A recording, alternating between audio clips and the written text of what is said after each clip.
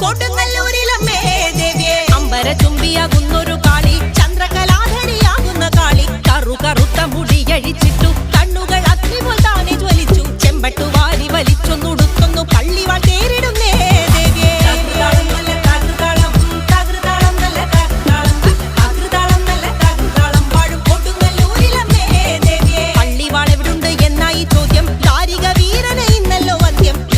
കൈലാസനാഥൻ പറഞ്ഞു ആളെ വിഴുങ്ങുന്ന കുട്ടി പിശാച് പള്ളിവാളിൽ നിന്നു കാവല നിത്യമിരിക്കുന്നു ഭദ്രകാളി ദേവി